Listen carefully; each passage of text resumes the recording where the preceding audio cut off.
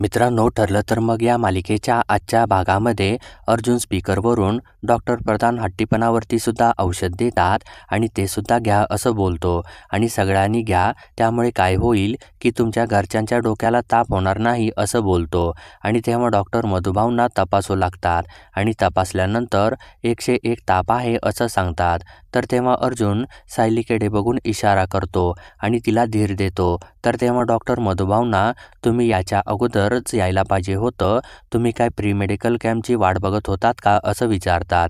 तर तेव्हा कुसुम, तसं नाही, आम्ही डॉक्टरांच्याकडे निघालेलोच होतो, तेवढ्यात हा फ्री कॅम्प लागला, बरंच झालं असं अर्जुनकडे बघून बोलते. तर तेव्हा डॉक्टर, काळजी करण्यासारखं काही कारण नाही, व्हायरल आहे, मी ज्या गोळ्या देतो ना त्या दिवसातून 3 वेळा घ्या, भरपूर पाणी घ्या आणि आराम करा, बरं वाटेल असं सांगतात. तर तेव्हा अर्जुन, आणि औषधांचा इफेक्ट लवकर व्हावा अशी जर तुमची इच्छा असेल ना तर उगाच चिडचिड करू नका असं म्हणतो. आणि हे मी सगळ्यांना सांगत आहे, स्ट्रेस अजिबात घेऊ नका, स्ट्रेस खूप वाईट असतो आणि चिडचिड करू नका, शांत राहा असं म्हणत असतो. तर तेव्हा मधुभाऊ रागाला येत असतात. तर तेव्हा डॉक्टर मधुभाऊंना, माझ्यासमोरच पहिला डोस घ्या आणि घरी जाऊन आराम करा असं सांगतात. तर तेव्हा मधुभाऊ गोळ्या टाकूनच देतात आणि मला गोळ्या नको आहेत म्हणून सांगितलेलं आहे ना मी असं बोलतात आणि अजून चिडचिड करू लागतात. तर तेव्हा अर्जुन, असं होत असतं आणि ताप असेल, बरं नसेल ना तर हात चुकून कुठे सुद्धा लागतो, त्यामुळे ट्रीटमेंट लवकर घ्यायला हवी असं म्हणतो. तर तेव्हा कुसुम, डॉक्टरांना मला माफ करा, आमच्या मधुभाऊंना गोळ्या घ्यायला आवडत नाहीत असं म्हणून सांगते. तर तेव्हा डॉक्टर, म्हणून काय अशा गोळ्या उडवून लावायच्या का असं बोलतात. तर तेव्हा कुसुम डॉक्टरांना थांबायचा इशारा करते. तर तेव्हा मधुभाऊ परत, मला कुठलं सुद्धा औषध नको आहे असं ओरडतात. तर तेव्हा अर्जुन, अरे वा, बेस्टच आहे ना, ज्यांना औषध नको असतील ना त्यांच्यासाठी दुसरा ऑप्शन सुद्धा आहे, इंजेक्शन असं म्हणतो. आणि पटापट ट्रीटमेंट, पटापट पेशंट बरा असं म्हणतो. आणि डॉक्टर प्रधान, तुमच्या पेशंटने उत्तम मार्ग निवडलेला आहे असं बोलतो. तर तेव्हा मधुभाऊ नाही असं म्हणू लागतात. तर तेव्हा कुसुम मधुभाऊंना इंजेक्शन द्या असं म्हणते. तर तेव्हा मधुभाऊ, मी इंजेक्शन घेणार नाही, अजिबात नाही असं म्हणू लागतात. तर तेव्हा सर्वजण मधुभाऊंना पकडतात आणि तेव्हा डॉक्टर मधुभाऊंना इंजेक्शन टोचतात आणि इंजेक्शन टोचल्यानंतर मधुभाऊ जोराने ओरडतात आणि अजून रागाला येतात. तर तेव्हा अर्जुन, थोडं सहन केल्याशिवाय तुमची हेल्थ चांगली कशी काय होणार असं म्हणत असतो आणि सायलीकडे बघू लागतो. तर तेव्हा डॉक्टर कुसुमला मधुभाऊंच्या गोळ्या देतात. तर तेव्हा कुसुम, मी आता या गोळ्या घेते आणि त्यांना नंतर देते असं सांगते. तर तेव्हा मधुभाऊ रागाने अर्जुनकडे बघतात. तर तेव्हा अर्जुन आपले डोळे बंद करून घेतो आणि त्यानंतर मधुभाऊ निघून जात असताना अर्जुन परत विनामूल्य शिबिर असं स्पीकरवरती बोलू लागतो. तर तेव्हा जात असताना सायली वळून अर्जुनकडे बघते आणि एक छानशी स्माईल देते. तर तेव्हा अर्जुन सुद्धा तिच्याकडे एकसारखा बघून हसत असतो आणि तेव्हा सायली आतमध्ये जाते आणि परत मागे येऊन अजून एकदा अर्जुनकडे बघते. तर तेव्हा अर्जुन मनातल्या मनामध्ये, मिसेस सायली, तुमच्या चेहऱ्यावरचं स्माईल बघण्यासाठी मी वाटेल ते करायला तयार आहे, बास तुम्ही अशाच हसत राहा असं म्हणतो आणि खूपच आनंदित होतो. तर तेव्हा सायली लाजून आतमध्ये निघून जाते. तर इकडे मेडिकल कॅम्प चालूच असतो. तर त्यानंतर आतमध्ये गेल्यावर कुसुम मधुभाऊंना, या दुपारच्या गोळ्या आहेत ना असं विचारते. तर तेव्हा मधुभाऊ त्या अर्जुन सुभेदाराला, हा नसता शहाणपणा कोणी करायला सांगितलेला होता, मी जगेल नाही तर मरेन, पण त्याच्या त्या फुकटच्या डॉक्टरकडून उपचार करून घेणार नाही म्हणजे नाही असं बोलतात. आणि आता हे इंजेक्शन घेतलं आहे ना ते ठीक आहे असं बोलतात. तर तेव्हा सायली, मधुभाऊ, आता या इंजेक्शनवरती राग काढून काय होणार आहे असं बोलते.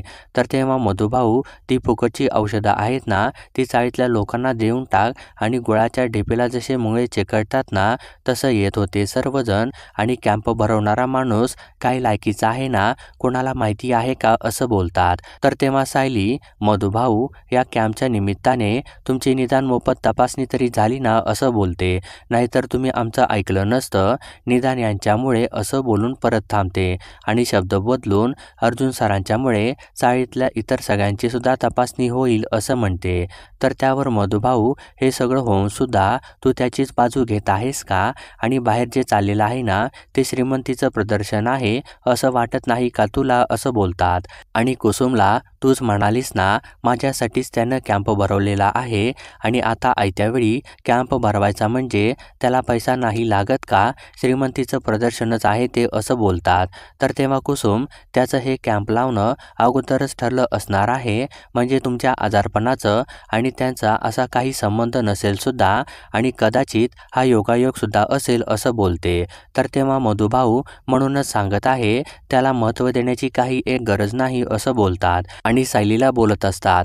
तर तेव्हा कुसुम मुद्दामून जोराने ओरडू लागते आणि तुला कळत आहे का सायली, त्या अर्जुन सुभेदाराची बाजू घ्यायची काही सुद्धा गरज नाही. त्याने 100-150 माणसांचा मोफत उपचार केला म्हणून काय मोठा काय महाराजा लागून गेला काय तो असं बोलते. तर तेव्हा मधुभाऊ प्रत्येक वेळी टोक गाठायची सवयच आहे त्याला असं बोलतात आणि कॉन्ट्रॅक्ट मॅरेज हे एक टोक आहे आणि आता मला त्रास देत आहे ना हे दुसरं टोक आहे असं बोलतात. तर तेव्हा कुसुम परत मुद्दामून किती अति करत आहे तो असं म्हणते आणि चाळीत डॉक्टर वगैरे आणायचं म्हणजे काय भयानकच आहे हे असं बोलते आणि त्या अर्जुन सुभेदाराला चांगलाच दम देते मी असं म्हणून अर्जुन सुभेदार असं ओरडत बाहेर जाते. तर इकडे बाहेर एक बाई अर्जुनला तुमचे खूप उपकार झाले, मला कधीपासून डॉक्टरांच्याकडे जायचं होतं, जमत नव्हतं, खर्च खूप होता ना असं बोलते. तर तेव्हा अजून एक जण तुमच्यामुळे आमच्या सगळ्यांना आज उपचार मिळाले, तुमचे खूप खूप थँक्यू असं म्हणतो. तर तेव्हा अर्जुन प्लीज थँक्यू नका म्हणू तुम्हाला डॉक्टर प्रधानांच्याकडून चांगली ट्रीटमेंट मिळावी ते महत्त्वाचं होतं असं म्हणतो. तर इतक्यात कुसुम तिथं येते आणि अरे अर्जुन सुभेदार असं ओरडत असते आणि त्याच्यासमोर गेल्यानंतर तुमचे मनापासून आभार असं बोलते आणि तेव्हा मागून आलेली सायली तिथंच थांबते आणि ते बघून हसू लागते. तर तेव्हा कुसुम तुम्ही वेळेत युक्ती केली नसती ना तर मधुभाऊ डॉक्टरांच्याकडे आलेच नसते आणि त्यांची तब्येत अजून बिघडली असती असं म्हणते. त्यावर अर्जुन मान्य आहे माझे सासरे थोडे हट्टी आहेत, पण मी माझ्या सासऱ्यांची तब्येत अजून कशी काय बिघडू देणार असं बोलतो. तर तेव्हा ती बाई अर्जुन सर तुम्ही वरचेवर आमच्या चाळीत येत राहा असं बोलते.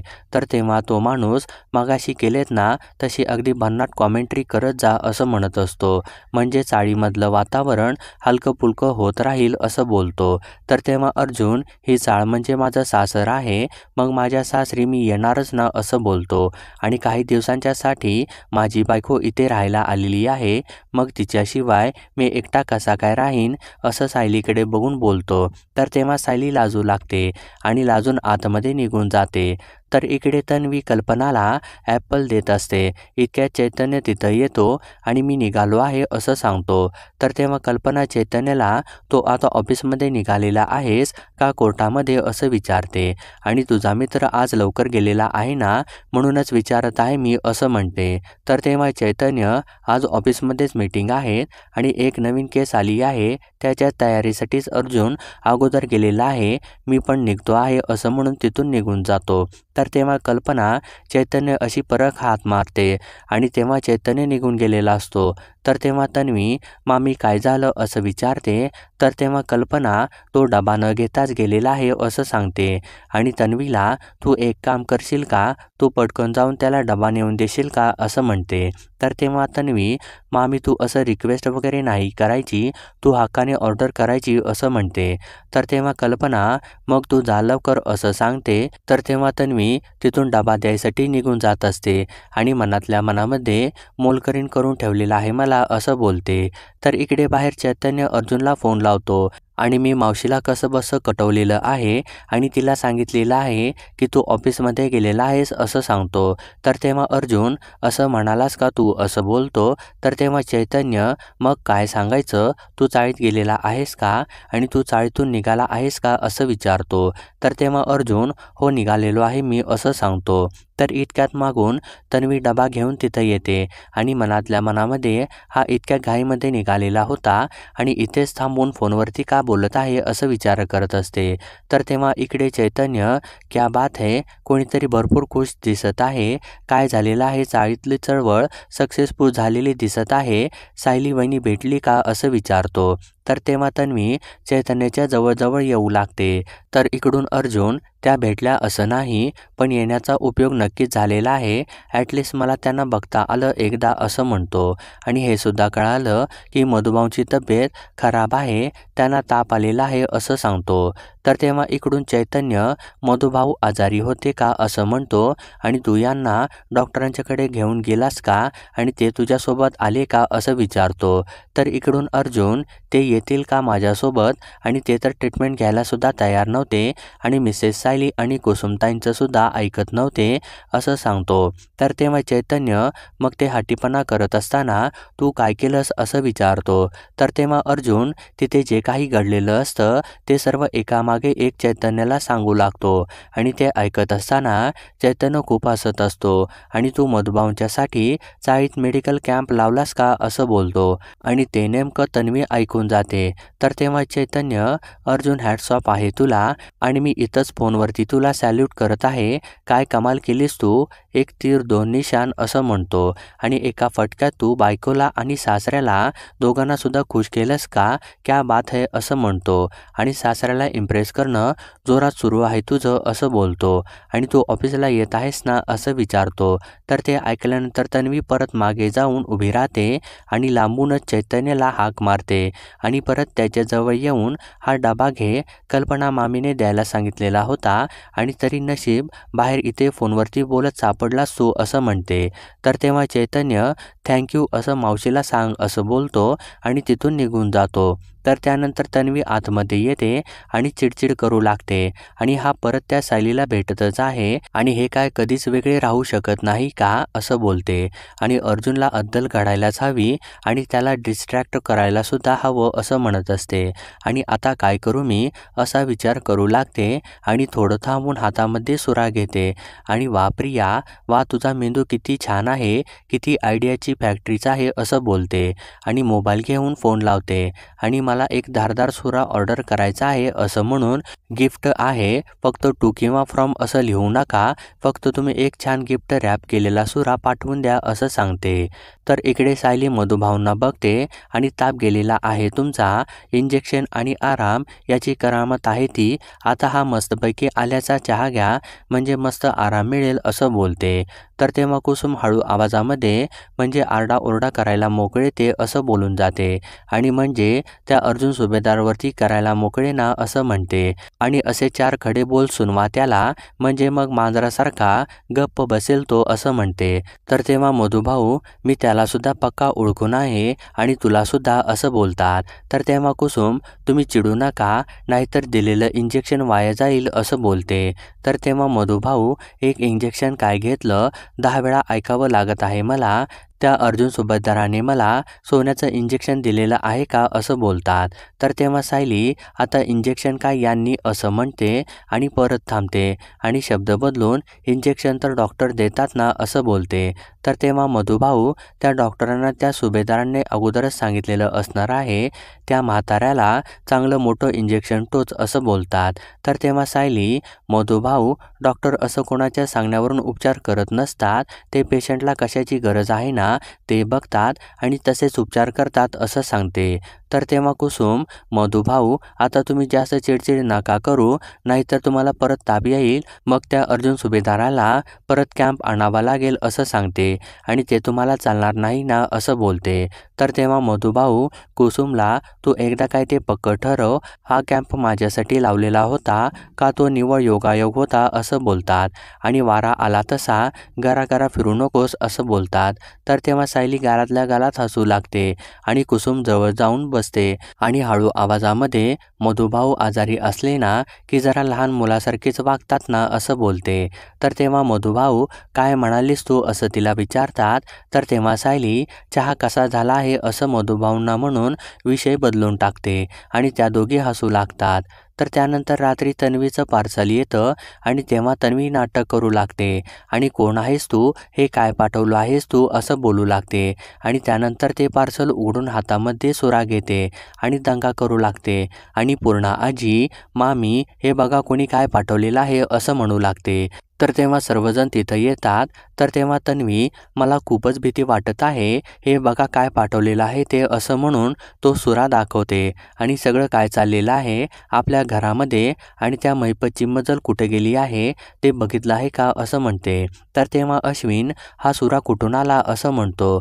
तर तेव्हा तन्वी, एक मुलगा आला होता द्यायला, मी त्याला थांबवायचा प्रयत्न केला पण तो गेला आहे पार्सल देऊन, असं म्हणते. तर तेव्हा कल्पना, म्हणजे महिपतने अगोदर पेढे आणि चिठ्ठी पाठवली आणि आता सुरा पाठवलेला आहे का, असं बोलते. तर तेव्हा पूर्णा आजी, देवी आई अजून काय काय दाखवणार आहेस, असं म्हणते. तर तेव्हा प्रताप पूर्णा आजीला खाली बसायला सांगतो. तर तेव्हा अस्मिता, तो महिपत आपल्या सगळ्यांना मारून टाकेल का, असं म्हणते. तर तेव्हा प्रताप अस्मिताला, वेड्यासारखं काहीतरी बोलू नकोस आणि उगाच सगळ्यांना घाबरवू नकोस, असं म्हणतो. आणि हा सुरा महिपतने पाठवलेला आहे, याचा काही पुरावा आहे का, त्याचं नाव आहे का त्याच्यावरती, असं विचारतो. तर तेव्हा तन्वी, मामा मग कोण पाठवणार आहे, असं म्हणते. आणि महिपत सारखा गुंड, तो काय फक्त पेढे आणि पत्र पाठवून गप्प बसणार आहे का, असं बोलते. आणि पूर्णा आजी, तू आता एकटी बाहेर पडू नकोस, तुला मंदिरात जायचं असेल ना तर मला सांग, मी येईन तुझ्याबरोबर, असं म्हणते. आणि जे काही वाईट व्हायचं असेल ना ते माझं होऊ देत, असं बोलते. तर तेव्हा सर्वजण खूपच घाबरून जातात. तर मित्रांनो, पुढील भागामध्ये अर्जुन घरी आल्यानंतर अश्विन अर्जुनला, आज महिपतने आपल्या घरामध्ये पेढाचा बॉक्स आणि एक पत्र पाठवलं, असं सांगतो. तर तेव्हा कल्पना अश्विनला, त्याला हे सुद्धा सांग, एवढ्यावरच थांबलेलं नाही, हे जीवे मारण्याची धमकी म्हणून त्या महिपतने सुरासुद्धा पाठवलेला आहे, असं बोलते. तर त्यानंतर अर्जुन चक्क महिपतच्या घरी जातो आणि जोराने ओरडून, महिपत बाहेर ये, असं म्हणतो. आणि महिपत आल्यानंतर महिपतला, माझ्या घरच्यांना धमकी देत आहेस आणि तू हे सगळं केलेलं आहेस का, आणि जर तुझ्यामुळे माझ्या घरच्यांना एक स्क्रॅच जरी आला ना तर तुला पेटवून टाकीन मी, असं बोलतो. तर तेव्हा महिपत अर्जुनच्या एकदम जवळ जातो आणि त्याच्या डोळ्यामध्ये रागाने बघू लागतो. तर मित्रांनो, असेच डेली अपडेट पाहण्यासाठी आपल्या चॅनलला सबस्क्राईब करा.